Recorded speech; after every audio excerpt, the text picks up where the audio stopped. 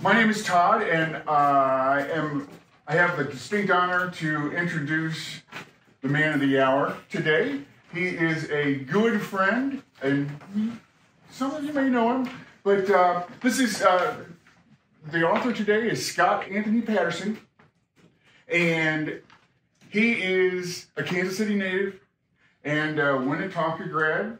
So just down the street. What's the Winnetonka Rabbits? The Griffins. The Griffins. I was close. Okay. Well, he's a Kansas City native and a Winnetonka grad. He has a Bachelor of Arts in English Literature from UMKC. He was first published in Lucerna, the UMKC undergraduate journal, and he actually is the first place winner of the inaugural Claude T. Smith composition contest, and he's got a lot of accolades here. The Oddfellows Home is Scott's third fiction novel, and yes, and one of them, the first one, will be coming out in another edition shortly, and so you'll get to read it, but. He will, today Scott will read a few selections from his new novel, The Oddfellows Home, and then afterwards we'll have an open Q&A section if you're interested in asking some questions. So but this guy is a giving guy. He's really good. In fact, he gave me this tie because he saw me in these pants. And so this guy rocks.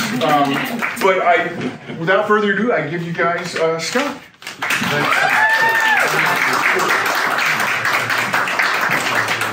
Well, I really appreciate the introduction. Todd's a good friend, and he's also an author. He's another author on Fred's Library imprint, and he'll be coming out with a novel here in the near future. We're kind of working together towards that goal. So I'm really excited to have your support on this, and it's great to have an introduction. Thank you. That's a great voice to introduce. I'm going to read here a few selections from my book. And one of the first things that I wanted to say about it is that it's a work of complete fiction. So it contains no references to actual persons and is in no way representative of the Fraternal Order of Oddfellows, the real Fraternal Order of Oddfellows. Because they are actually a really wonderful organization, but I was learning about them as I was writing this book. So I really respect the work that they do. And this is just a fictional novel that hopefully, it's sort of a little bit of a secret society. So in a way, I'm hoping that this book kind of just adds to their mystique in kind of the way that, everyone thinks that the Freemasons are, controlling all of the governments and everything. Maybe this adds to the mystique of the Oddfellows in that same kind of way. I'm going to start just reading, and then I'll take a break or two in between chapters here. They're short chapters. I'll take a break to talk a little bit about the book as well.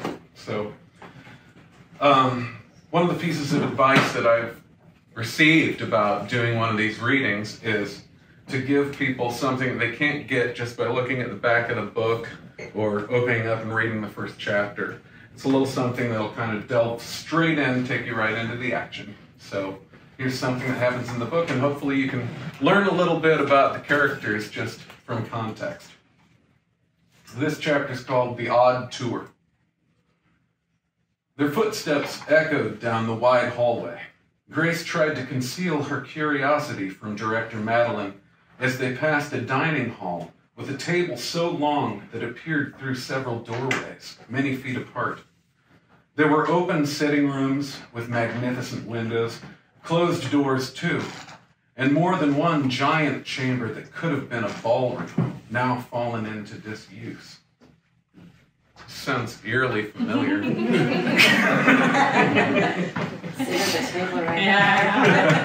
That's literally one of the tables. Through those doorways, Grace saw shrouded forms looming out of the darkness where furniture and unknown objects had been covered and stored in a loose jumble. They passed the old winery's tasting room. It remained more or less as it had been the last time Grace had seen it many years ago. Stools tucked neatly under the long bar, pub tables. The room looked as if it was unchanged since 1920. Dust gathered there to argue for its age. They passed finally into the kitchen, large enough to cook for an army. This room of all remained immaculate. Knives and cleavers hung over the work surface from a magnetic strip. Stainless steel surfaces shimmered everywhere.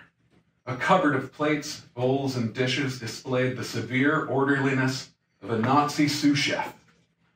Near the sink, an antique tea service graced a silver platter. Director Madeline filled the teapot from the tap. "I'll make the tea while you meet the lady. You'll find her in the courtyard. Turn left as you leave the room and go through the doors at the end of the hall," the director said. "She's taking the sun." "Are you sure it's okay? I mean, should I be introduced?" Grace asked. "The lady has been sitting alone this long while in the sun. Please go to her," Director Madeline said. Grace was stunned, but what else could she do? Her legs developed the stiffness of stale French bread as she walked out to meet the lady, unaccompanied. She approached the door where a wide glass gave her the view of the sunlit courtyard. She could see the frail form of the lady in her antique wheelchair, with its high back, wicker and wood. Grace pushed through the door.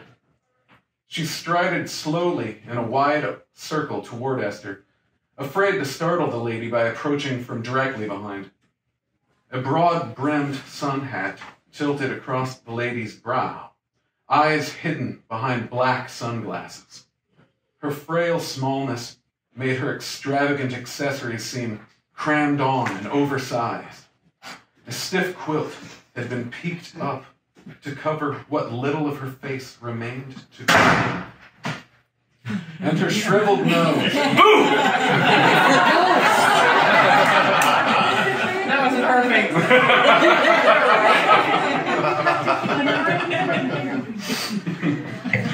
What little of her face remained to be seen, and her shriveled nose and withered lips peeked through.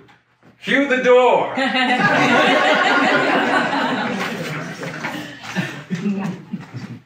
There we go. Perfect. "Hello, Esther. I'm pleased to meet you," Grace said. Perhaps the old woman couldn't hear. "My name is Grace. I've come to visit with you." Esther's head snapped toward her. She froze Grace in her tracks, emitting a long, guttural shriek. "Interloper! Thief! Vandal!" "I'm so sorry," Grace said. She tried to maintain her composure. She walked quickly back toward the house, the shrieks following her, ringing after her. "Get out! You're caught! Go away! Get out of here!" The door slammed shut behind her. See, there were better times.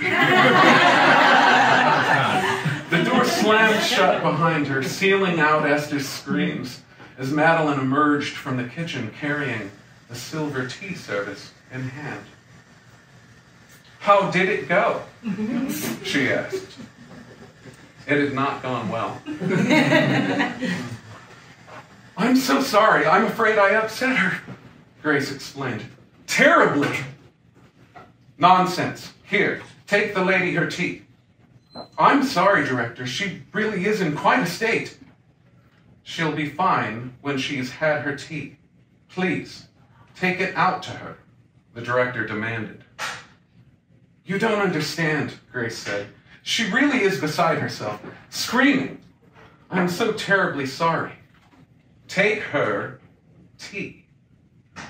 The director's flat demeanor had returned. So I'm going to leave it right there because the rest of it's in the book. You guys can find out what happens after that scene.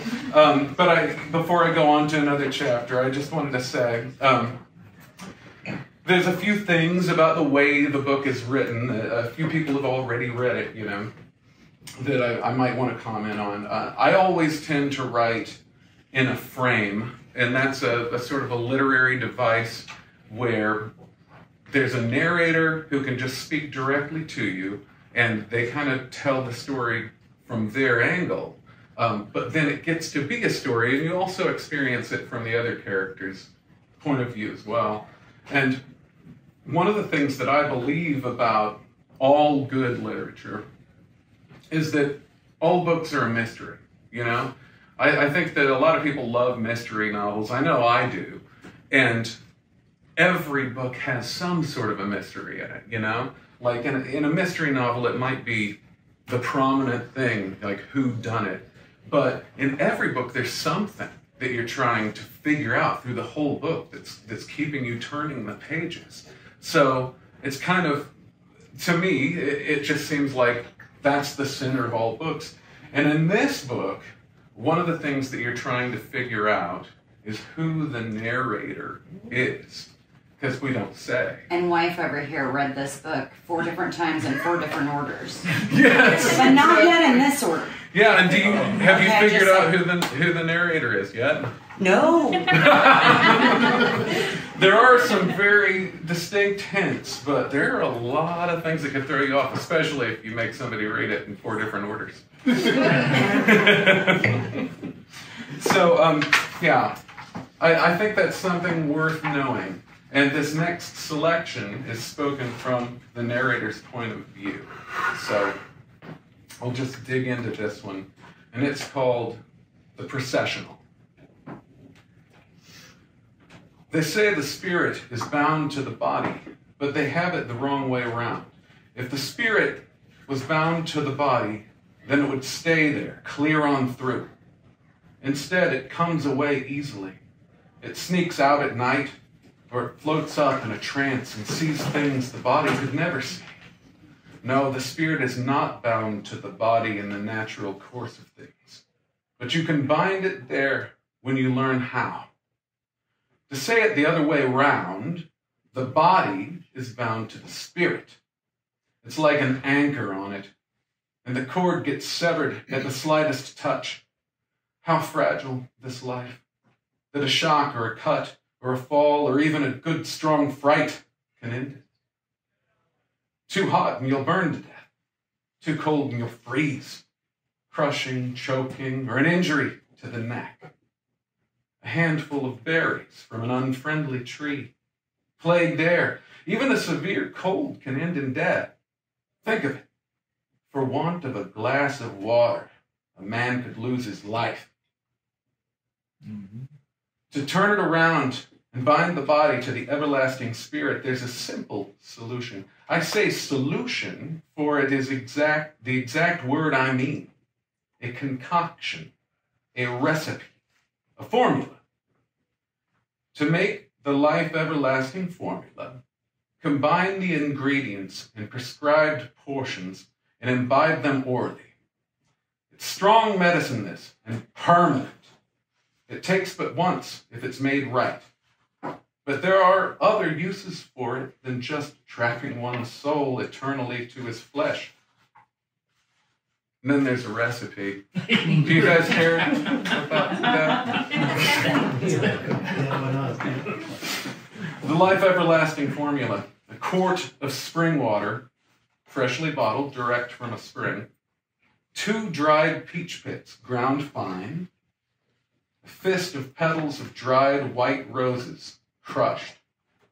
A fist of dried leaves of life everlasting, crumbled. A dram of asphodel oil, crushed from its leaves. And a handful of consecrated soil. Grave dust will do. You'll need spring water for the base. Once it's made, you can put it in anything you like, but you'll taste it nonetheless. And God bless you, it's an acquired taste. But you must begin with spring water, for the Spirit is like that, limitless and emitting directly from the source. It flows only in one direction, from the beginning and on and on. It pools into a lifetime, but it never ends. Drip the oil of asphodel into the spring water. It won't mix in, but will opalesce upon the water's surface and will coat each ingredient you add. The 2 peach pits come next. A peach pit can last a good 3,000 years in the dirt if it doesn't root and grow a new tree. You need 2 of them because things come in pairs. They're meant to be paired up that way. One will be darker and the other lighter, one larger than the other, one smoother, one less perfectly formed.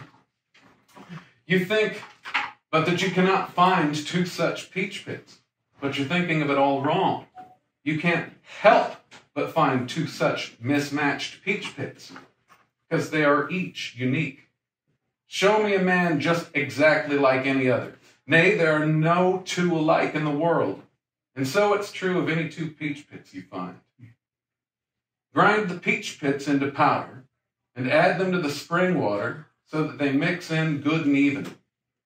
You want a fist of petals from a dried white rose. The red rose represents the passion of youth, a blushing flourish of it, but the white rose is for everlasting love. You want it good and dry so that they crumble and dissolve in the spring water. Then you'll need about the same amount of leaves from the life everlasting plant. It's worth it to grow your own life everlasting, since it's often mistaken by even the most studious gardeners for some other plant. Don't trust anyone to tell you what plant it is but an odd fellow.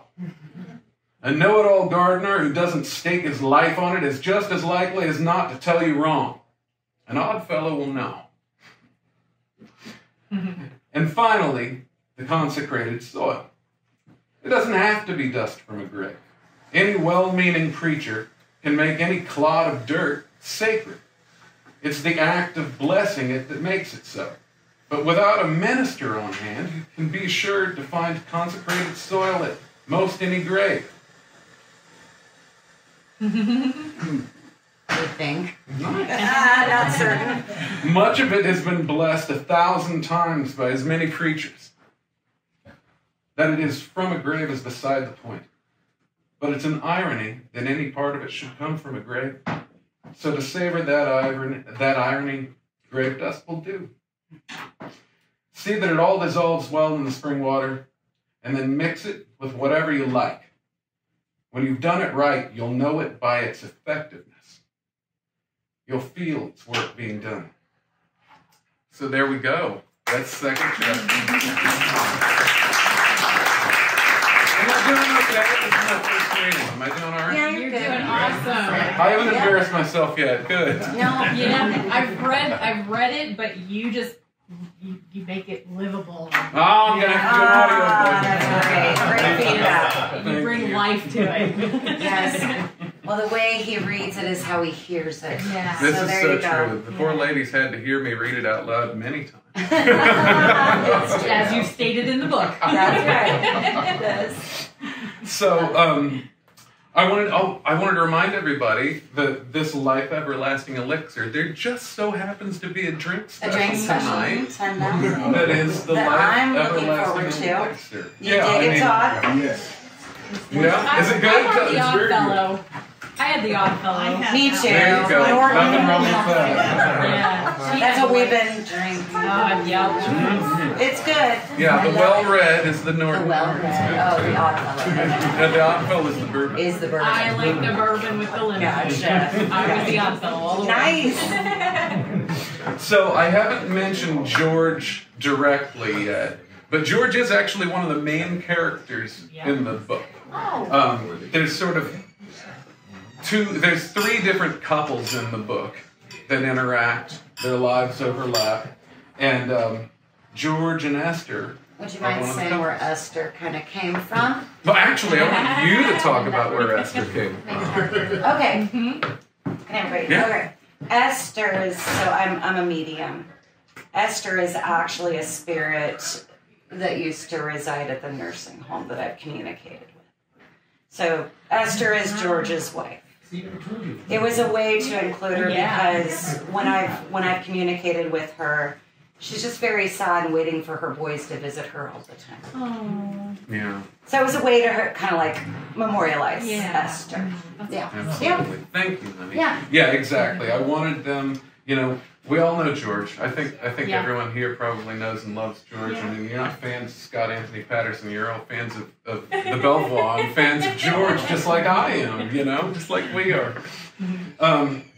So the crux of the story is that George believes in this possibility of everlasting love and everlasting life, and that he's determined to accomplish it. And so, spoiler alert, George is right. So George and Esther meet Russell and Sylvia, and they bargain to learn the Oddfellows' way. And I think this is my last chapter that I'm going to read out loud here, where I speak about George. Yeah, I'm at that spot. So this is the last thing I'll read out loud, and then I'll do some question and answers if anyone still has questions. But we've actually gotten to talk quite a bit on this, so we'll see. So this chapter is called Limitless. It was said they made wine at the Oddfellows' home, deep red so black it's nearly blue, and whites so golden transparent, like bottles of holy water dancing chilled from a silver vase. It was said water came from the ground, hot and fragrant, ready to bathe, that the fields were black soil, ready to tender any seed from the smallest mustard seed to the mighty oak, into a plant like none other of its ilk. It was all true. You just come around the grounds here, the old man said, and tell us how much of this matches up with these stories you've been told, George. And then, with a slight bow and a dignified salute, as if he were tipping a hat, he acknowledged George's bride and Esther. He said it with respect. They walked around the outside of the place first in a wide arc that took them halfway to the tree line at the right of the main building. To their left, George saw a row of 3 cars and a truck. He'd never thought of anyone having more than one. Further around, there was a stable and a yard where a pair of horses played. A dapple gray and a sturdy red horse with a mane of gold. Esther's eyes went so wide and round they might pop out of her head. These creatures were fantastical. They were more like the perfect idea of a horse than actual living things, she thought. They came around behind the main building, and a path divided 2 ways. Further up ahead, they could see the trails divide again. It was like the branches of a tree, and they thought they would never run out of places and things to see at the Oddfellows' home. There's the grapevines, George said, pointing off to the left. And that must be the old schoolhouse. Are there still children here? They used to say there were orphans. He turned around and around as they walked, trying to take it all in.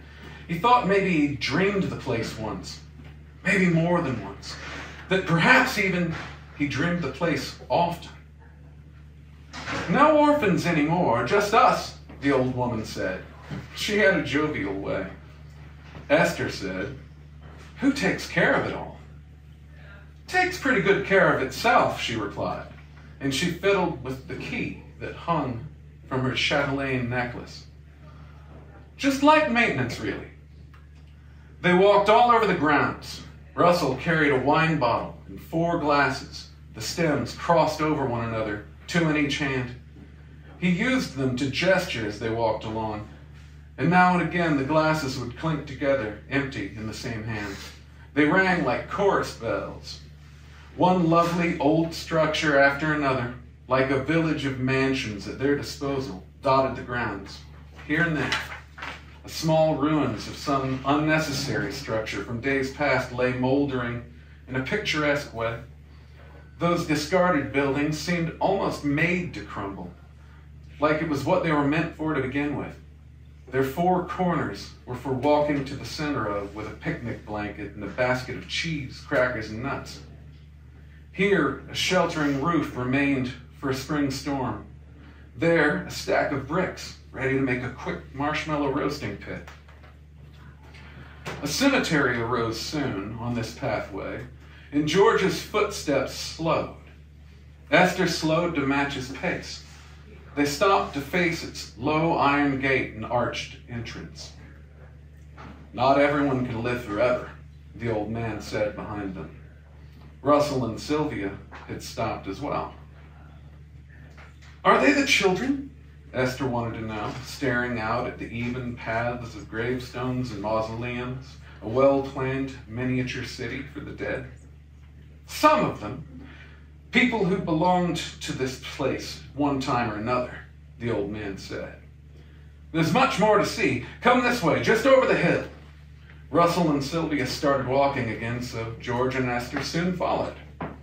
As they crested the hill, a warm, healthy mineral smell met them. It hung heavy in the stirring breeze. Sound effects. Oh, damn. It's okay, it's okay.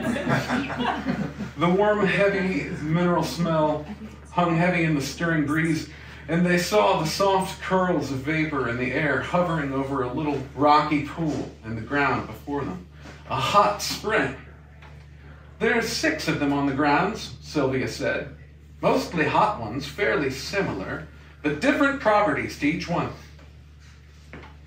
You can feel it in the water, what each pool does to you. Just touch the water," Sylvia said. She began taking off her shoes and stuffed her socks into the toes of each one. Russell followed suit, leaving his pair of worn-out leather loafers balanced on a rock outcropping that extended up through the pool's surface. The old woman dipped her feet in while her husband rolled up the hem of his trouser legs. "Ah," she said. A soft, toneless breath. Esther watched Sylvia closely, examining the feathery wrinkles around her eyes, at the corners of her mouth. She somehow expected the old woman to wash them away with the water. She expected supple young flesh to fill the wrinkles in before her eyes. But there was no such dramatic event. We can only wish. Right? Yeah. It's over the hill over there if you guys... Hey, woman, okay. Sylvia saw George and Esther staring into the pool, awestruck and speechless. She knew what they thought, and she chuckled and closed her eyes. Russell saw it too. "It's not quite that simple, kids," he said.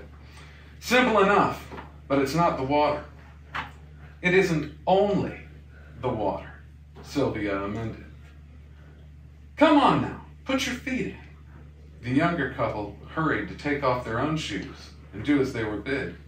"What do you feel?" Russell asked them. "It's so warm," Esther said. "But not too hot," George said. "I could stay in here all day." "What else do you feel?" "Is it a tingling?" "They don't feel it." "No, they don't," Russell said. "Not yet. There's much to do. Give it time." He still had the wine glasses knotted between his fingers, and now he handed 2 to George and 1 to Sylvia. He poured out a dark garnet wine, so deep and rich with color it was blue at the edges where the sunlight seeped through it. George tasted it, and it was a rush of strong flavors, not all of them pleasant, but all as challenging and as alluring as tobacco. It tasted like a hidden cave of amber incense in a dark forest of oaks. It stung his lips. "Too much for you just yet?" Russell asked. He could see that George was not a seasoned wine drinker by the tremble of his Adam's apple and the way his tongue tested itself behind his puckered lips. "A man could get to like it, though. Robust," George said. And he wanted to like it, too. Wanted to learn how. "I just think it's divine," Esther said. She wasn't afraid to try new things. Good, Russell said. "You'll need it. The wine is more important than the water, really. Tea works too, Sylvia added. Can, Russell allowed, but then why would you ever have tea? He poured himself another ration way up past the belly of the glass. When you could have wine. That's it. Cheers to everyone. Thank you all for coming. I really appreciate this, and I was going to take a few questions if anybody has questions to ask. So, I have a question. Yeah. So you did research on the book, right? Yeah. So there's one thing that I've always wondered about. I was hoping maybe you could. What's with the marble by the cooking pit?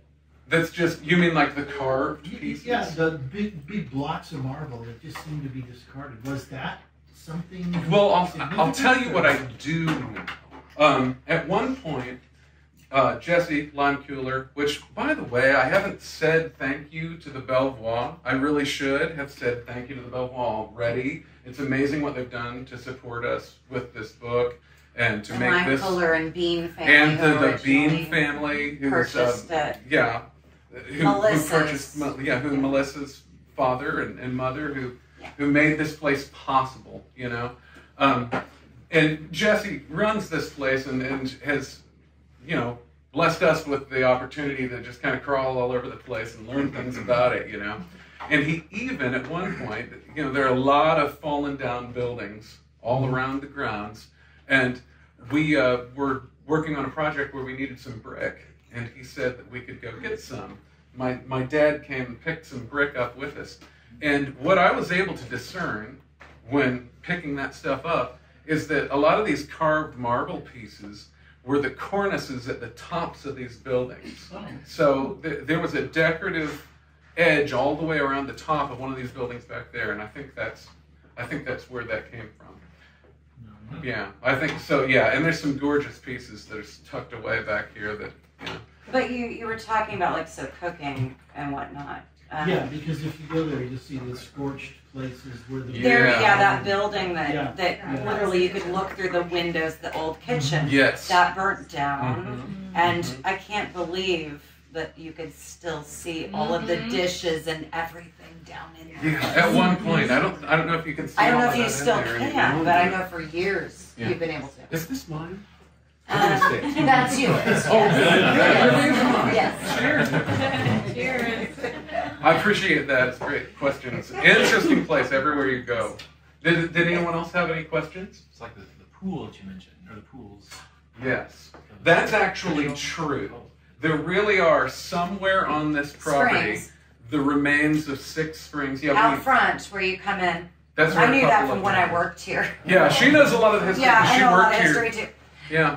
Because you brought Excelsior Springs and that they're Yes. healing pools in with the Yes, When but you also guys there drive weren't- in, you know that those little creek beds, that actually used to be spring fed, and they did boat racing. Oh, Yeah, wow. it was huge. There's like a little bridge out there, didn't know that. and that's over what would have been a waterway. It's not just a gully. When it was So- originally a hotel. So what tends to On this happen property. is as these municipalities get developed, and we dig and we dig and we make Yep. sewers and Take all the gutters, water. and it all gets eaten up into the bigger rivers and creeks when we draw it out, and so they're probably mostly dry around here, but there are 6 natural springs on the property. That Just like there used to be near any historical hotel at the time where people were going for healing, right? Yeah. Yep. Excelsior Springs, Yep. Eureka Springs, same thing here. Yeah. Anyone else have any questions? Yes. So, what was the eeriest moment when you were writing your book? Oh God. You should ask her too, yeah. When you started ink Oh, the Ink the Summoning? Yeah, that's pretty creepy.